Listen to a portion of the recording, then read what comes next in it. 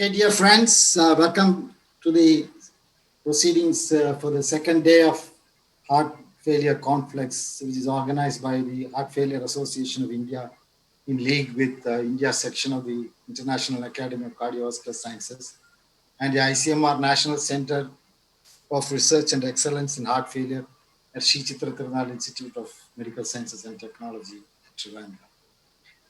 Yesterday, we had presentations on modern biology tools that are available and their potential for heart failure research.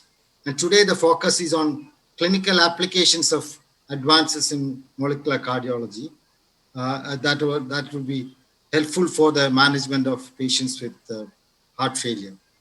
So we have attempted to bring together clinicians and scientists, public health specialists, and biomedical engineers on one platform to present different perspectives on heart failure research. And we hope that the program would stimulate young minds and motivate seniors for interdisciplinary collaborative efforts. We hope you would enjoy today's lectures and also profit from them. Over to you, Dr. Harikrishnan. My duty is to introduce Professor Jay Gumar, who is going to give the keynote address. So I have great pleasure in introducing Professor Jay Guma, Director of Sritara Institute. After completing his MCH in cardiothoracic surgery from Trivandrum, he had his training in Royal Adelaide Hospital, Australia for 2 years, and he came back and joined the Medical College of Trivandrum in the cardiothoracic surgery department, where he was professor till 2001. Then he joined us as professor in Sritara and later became a HOD and became our director in 2020. A gifted surgeon admired by more than 100 cardiac surgeons who was trained by him. Many of them are the leading names in cardiac surgery and cardiac transplant across the country. If you go to any city, there will be somebody who has been trained under him. He has developed his own surgical techniques in LV aneurysm repair. He developed a very successful aortic root replacement program in the region and also filed a patent for a mini sternotomy retractor. But I would like to call him as a fine and silent researcher because I know the research projects he was involved in. He is involved in many projects, both clinical, biomedical, and basic science. He is behind the development of the second generation Chitra artificial heart valve. Incidentally, we had the site initiation meeting before the human trials today afternoon. He was personally involved in the preclinical animal trials. It was under his leadership, Sri Chitra started the homograft valve bank, which has benefited so many children with complex heart diseases. He is also part of the team developing the LV assist device, the artificial heart actually. The prototype is ready and also he is part of the team developing the bioprosthetic heart valve. In basic research also, Professor Jayakumar has contributed significantly. He is associated with the work in cardiac stem cell research with a significant number of publications. He is part and the main support of the Heart Failure Biobank initiative, which is being established under the Heart Failure Center of Excellence by ICMR. He is also part of the prestigious international clinical trials like the SIRS, where steroids were used in cardiac surgery, and also the Factor VII trial to control bleeding post-cardiac surgery.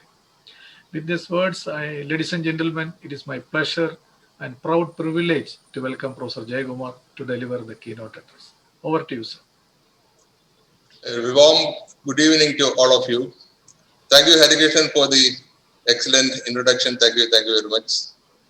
First of all, let me congratulate Dr. Harikrishnan and Karta for organizing this wonderful meeting, which is the deed of the day. And secondly, I would like to thank them for getting me involved with this meeting and asking me to give an address today. Thank you very much. The data regarding heart failure is recently emerging from various registries. The first registry of heart failure from India was the Random Heart Failure Registry, funded by ICMR and coordinated by SCTIMST, that is Sri Chitra Institute for Medical Science and Technology. It is now a cohort and we have a follow-up data of up to 7 years.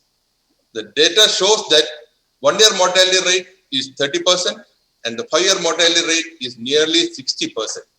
And the mortality rate is much higher than the common cancers like breast cancer and colon cancer.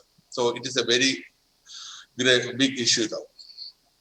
The National Heart Failure Registry, also funded by ICMR and led by SCTIMST, has now 54 centers across the country and is the first registry with national representation. The data from 10,000 patients from this registry shows that our patients, to our dismay, are 10 years younger when compared to the similar population patients in the West. The preliminary Indian data shows that ischemic heart disease accounts for 70% of the burden, followed by dilated cardiomyopathy, which accounts for about 17%, and rheumatic heart disease, which accounts for about 6 to 8% of heart failure patients in India. With the increasing prevalence of comorbidities like diabetes, hypertension, and ischemic heart disease, coronary artery disease, and the increasing proportion of the aging population, the burden of heart failure is expected to rise in India in the coming years. On an individual level, the patient needs lifelong treatment, and heart failure affects the patient's ability to work and support the family. So that has becoming a big social issue. Moreover, the management of heart failure is highly resource intensive and will stress our healthcare system already struggling for the economical reasons. We need to find solutions to address this growing burden. We must have our own data regarding the characteristics of heart failure in our population. We have also certain conditions specific to Indian context which leads to heart failure. The most important of them is the rheumatic heart disease, which, as mentioned earlier, accounts for about 6 to 8% burden of the heart failure in the country. Then endomyocardial fibrosis, which is common in the tropics, where Sritara has done some pioneer work with regard to other reasons, long time back. Other conditions are related to infectious disease leading to heart failure, like leptospirosis, dengue fever, where a significant proportion of patients develop cardiac dysfunction and heart failure. And recently, we have seen that the significant number of patients who had COVID-19 also had myocardial involvement. So post-COVID is going to be another era of large potential for more research opportunities. Currently, clinical research and basic science research is picking up in India with the support of institutions like ICMR, DHR, and DST. Today, the clinicians and scientists have the basic infrastructure and expertise in the country itself to identify diagnostic and prognostic biomarkers, both at the biochemical molecular level and genetic level. And this has created conducive environment for the advancement of research. Personalized medicine utilizing the molecular and genetic markers will be the future, and we have to build up our resources to emerge to reach the top. The establishment of ICMR, Center for Advanced Research and Excellence in Heart Failure, that is CARE-HF, at our institute with a funding of 5 crores is an example of such initiatives by agencies like ICMR. Also, the first heart failure biobank is being set up as part of this initiative in our institute. We are almost through with it. Another area which is very important in this field, and also one of the mandates of Sritara, is the development of quality, affordable biomedical devices for diagnostic and therapeutic use. With the use of point-of-care devices, that is POC, the cost of investigations have come down drastically. These devices can be used in small centers and they can be operated by a basic health worker with minimal training. I feel one of the focus of interaction between biomedical scientists and clinicians should be the development of point-of-care devices. We are also in the process of developing left ventricular assist device, CRT device, bioprosthetic heart valves, valve rings for surgical repair of the mitral valve, these are all essential for the management of patients with heart failure, and we are into it. But interaction between the arena of basic and clinical research is minimal and not at all to the tune of what it should be. If more interactions occur through collaborative dialogues, we may find solutions to many unanswered problems, especially by utilizing the advances in genetics and molecular diagnostics. In this regard, the heart failure conference, which is a virtual conference of the heart failure specialists, the basic scientists caring for heart failure, is more than the right time to do that.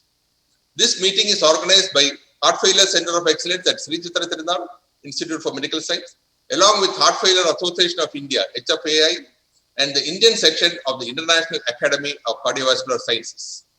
Prominent clinical scientists, basic scientists, and biomedical engineers from major institutes from both India and abroad are participating in this conference.